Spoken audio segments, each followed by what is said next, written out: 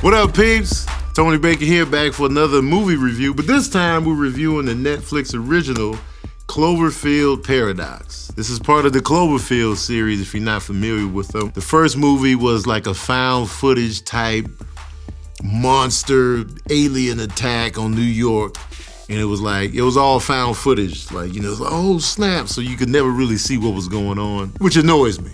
I want to see what's going on. I want the camera steady. I want to know what's going on. If I wanted to be there, I would be there. And then they had a second release called Cloverfield Lane with John Goodman. And that was cool because it was a traditional, let's film this like a movie. There was no found footage elements. I was like, yes, I can get behind this. And I like John Goodman anyway, so listening to him breathe, because he's always breathing. You can tell it's John Goodman breathing every time. Like, oh, this is John Goodman, right? You don't even have to show him. I know it's him. So anyway, the Cloverfield Paradox. This is in that universe. But this one revolves around a crew that's in space.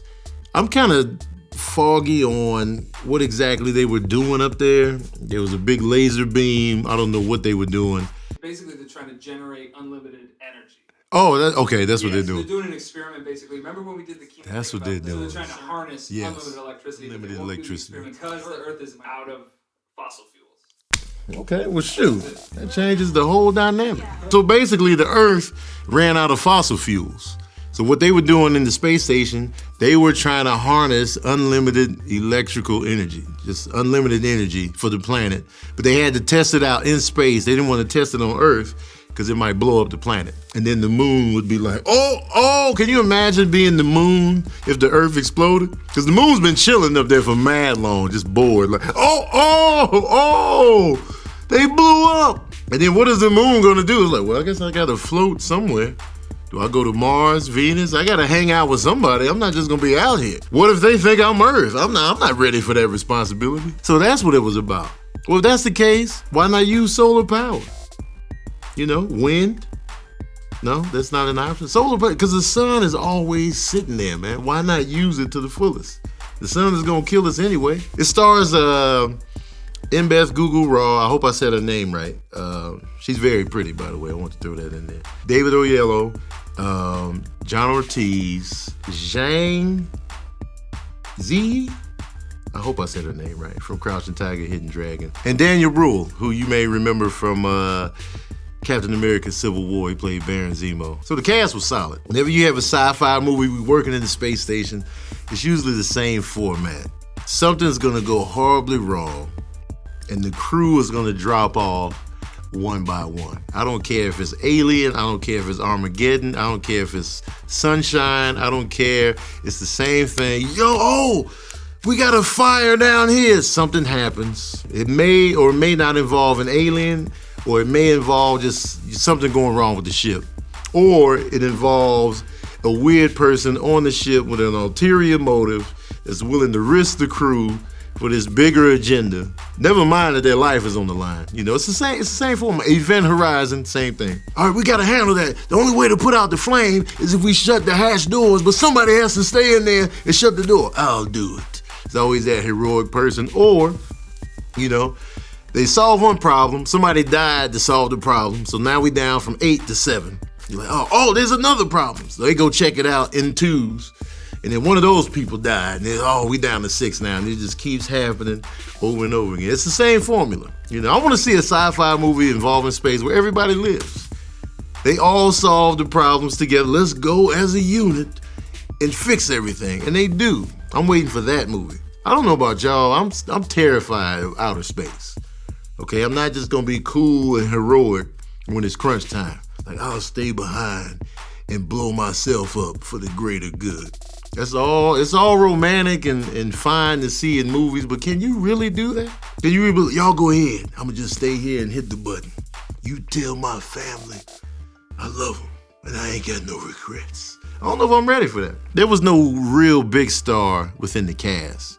So when I watched it, I didn't know who was gonna live or die. I was like, okay. So I kind of like that element of it. You know, when you got a big star, like you got Brad Pitt on a cruise ship, you know he's gonna make it at least close to the end. You're like, they're not gonna kill Brad right away. You know, I want to see movies where everybody's expendable. They paid him $20 million to die in the first 5 minutes? Yes, we did. Now you don't know what's going on. Now you on the edge of your seat. But this movie, it was a loose reference to the other movies, but it wasn't like a direct reference. And you just know it was that same world. I don't want to say I didn't care about anybody. I cared, but it was just like, all right. And then I was like, what's going on here? Like, what? Explain how that just happened. It was a lot of that. I'm trying not to give stuff away, you guys. But it's like stuff was happening on the ship. And I was like, wait a minute. How did that happen? They didn't have a central direction of where they wanted to go with this movie. It was like, let's just do that and then add them in and then we twisted it up and then, okay, yeah, that's happening. Time travel, dimensions. So I'm like, oh God. So we got the whole thing going on the spaceship, but then they got the storyline going on Earth with the lead actress's husband. Then he's out there, he's on the phone. I don't know who he's talking to. Then there's a kid. Like, what's happening here? Like, they didn't really explain anything. Stop being mysterious and cryptic in the writing, man. Break it down for the layman watcher. I'm not opposed to it. You know what I'm saying? Like, I'm not opposed to it. Stop leaving stuff. We won't say what's going on. Show us what's going on. My favorite movie of all time is Aliens. But they didn't shy away from anything. Everything was explained. There was no, we'll let you figure it out on your own still. What do you I hate that. What do you think? Don't ask me what I think. Tell me what to think. Well, not really like that, but still, you know what I'm talking about. What are the takeaways? Netflix keeps raising the rates for these original programmers, I assume, because they're spending crazy money on shows like House of Cards and like, giving $20 million to Dave Chappelle, Chris Rock. That's a lot of money.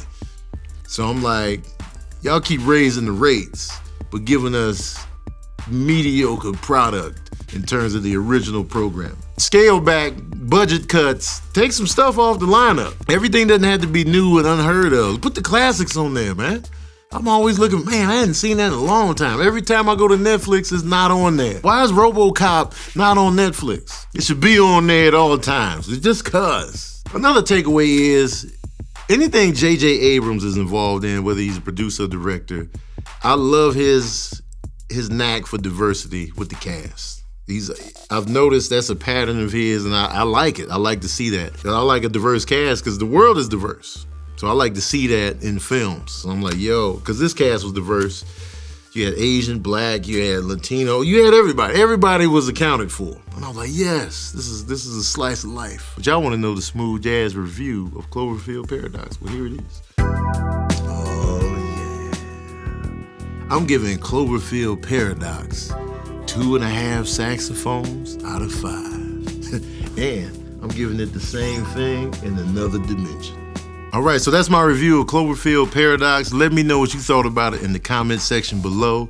Also, let me know what your favorite we're in space doing stuff type movies are, whether it be Armageddon, all those type of, oh, something went wrong, we gotta fix it. Oh, we're gonna die when we fix it.